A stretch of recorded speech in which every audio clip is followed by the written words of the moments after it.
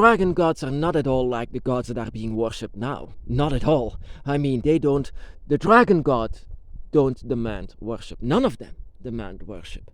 If you have the feeling that you have to worship them, then of course you can, but it's not something that you have to do. It's not an obligation to do this. You know, the dragon gods, none of them demand worship. The only thing that they are trying to do is to reach your attention. That is the only thing that they are trying to do. And once they have your attention, you can carry on. It's your decision, whatever you are doing. It depends on the trigger that you have. Once the trigger is being triggered, of course, inside of yourself.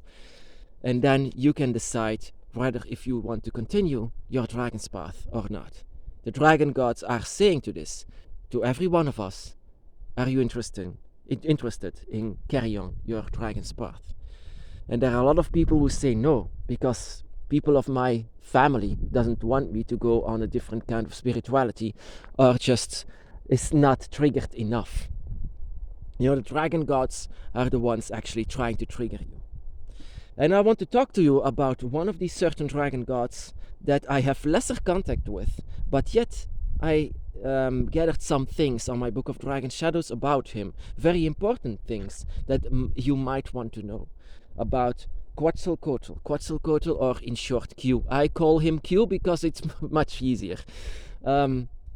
Very much worshipped back in the day, back in Mexico, just before the Spaniard came and Cortez that killed every single one of the followers of Q back in the day. Just, you know, people from the Aztecs, they were not interested in gold. It was shiny, and sometimes they made sculptures of it, but it was not worth so much. The reason why I have feathers on my dragon altar is because of the Quetzalcoatl, because Quetzalcoatl, and also for the Aztecs that worshipped Quetzalcoatl, for them feathers were very, very valuable. So much so. I mean, Quetzal is actually another name for a bird that still lives over there. Lived over there. And it was actually, if you have a green feather, that is worth so much, because, you know, the largest part of Quetzalcoatl was actually was covered in green feathers. And if you have green feathers, like for example, if you are a priest of Quetzalcoatl and you had to wear green feathers, it was like a status that you have. The more of these feathers, the more godlike that you are. You know, the other name for Quetzalcoatl or Q is actually that is where it comes from, the morning star, you know, and his brother was being called the evening star. And the morning star is also Venus, actually. Venus, the planet of Venus. He is actually the god as well as for Venus. And he was also he was the god of rain, of growth, and also of spring, everything that comes to life. And also one of the few Aztecs gods that said, I don't want a sacrifice, because a sacrifice of someone else is worthless. That is what Q actually said to this priest. It's worthless if you give something from someone else. Give me something from yourself. But of course they were not going to kill themselves for Quetzalcoatl or Q. So they stopped in general to give deadly sacrifice or human sacrifices or even animal sacrifices to Q, because it was worth nothing. In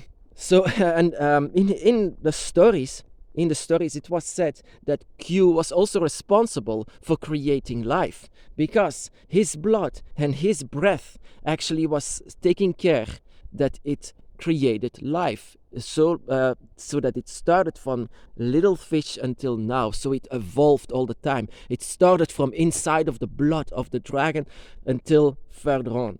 And so actually also the story said that he was born out of earth itself, earth, mother earth. In other names, Tiamat. He was actually a son that it could understand, of course. He was the son of Tiamat. He was the son of Tiamat. That is what I came to understand from all of it. He was the son of Mother Earth.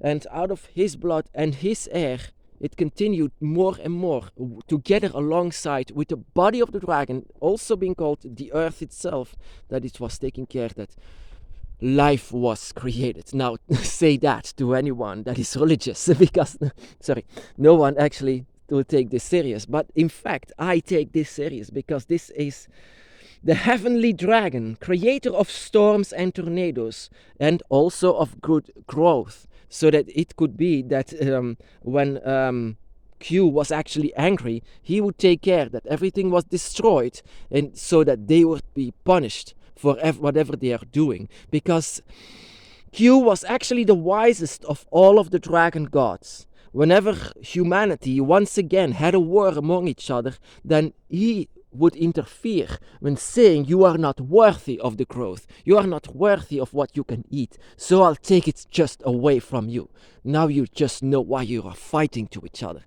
So violence and things like this. That is why I base my own dragon's path upon Q's compassion and love, and so also that is, he punishes others because they don't recognize any kind of grace or forgiveness, things like this. People who don't have forgiveness, then Q has no sorry for them. So then he takes away what he created. Because life demanded growth, life demanded food, life demanded everything. So he made sure that Tiamat's body was, how this is called actually. Q was also a god, just the same as Tiamat, of fertility.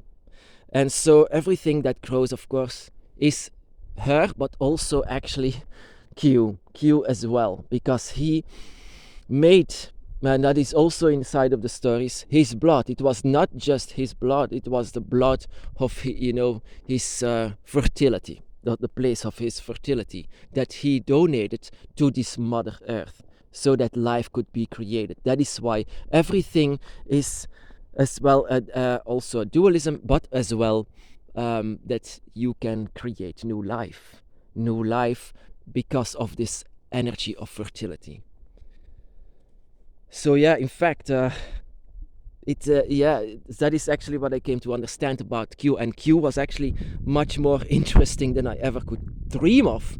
That is also the reason why it's a very good idea for you as well to have feathers on your dragon's altar, or use feathers as a sign of the air, because he is the air. He represents the air. He even represents water, but also the earth, but certainly the air. He was always inside of the sky. He was the feathered serpent, the dragon of Mexico. He was actually one of the main dragon gods that created life. And his children are the ones that are being awakened inside of the dragon's path. And just like myself, we are just feeling our dragon gods very close.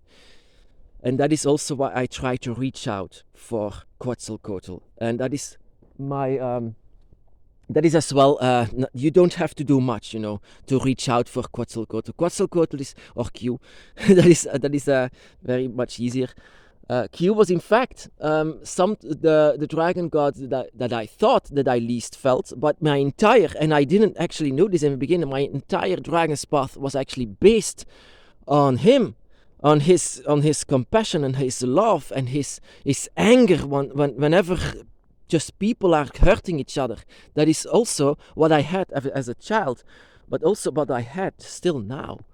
I have a lot of compassion, but I also have this anger whenever they are doing something bad to each other or to other beings, because that is just it. That is for Quetzalcoatl or Q. Humans and animals are the same. Humans are not that important. I mean, we are all the same. And that is also what Q is. Q, in fact, is also a shapeshifter. He can change shape. And sometimes people see him as a human that is covered in feathers. That is, on the end of the civilization of Q, the Spaniards came and Cortés killed everyone and stole Q's gold. But the last priest of Q,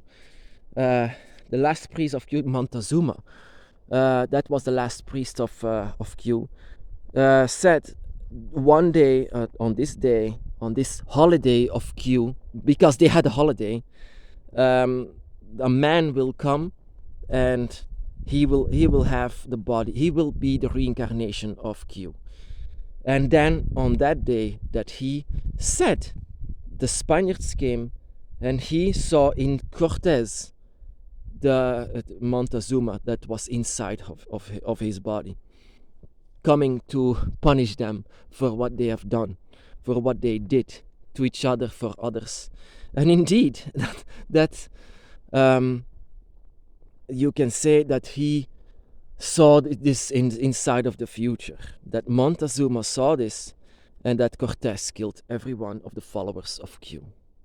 And that was the end of the followers of Q as well. And they stole all of the gold that they saw no value in, the followers of Q, only in feathers. And that is, like I said, very interesting to have feathers. It's so much more worth than gold. Because this is created by him. This is his body, you can say. He didn't had scales, he had feathers. But he was a dragon nonetheless. A dragon of the air, dragon of the lungs. And also he is what is being called now the morningstar. Of course now it's inside of religions, and as well as the old days. Lucifer was being called the morningstar, but in fact, that is also something that I discovered. Later on they used it again, because in fact Lucifer and Q were the same. And that is what I could sense as well when I discovered Lucifer, that he had the energy of other dragon gods, including Q as well. And that is why people so fear him so much. But inside of the stories he had, inside of the stories it all evolved into this. But yeah, that is actually what I know about Q or Quetzalcoatl. I see this, my entire path, as some kind of, the wisest of all the dragon gods, but as well as the one that said that you don't need a sacrifice, that you don't need that is also what I say to everyone else. That is actually the words of Q, that I can say that are the words of Q. If you give me something of yourself. Wise words of a dragon god.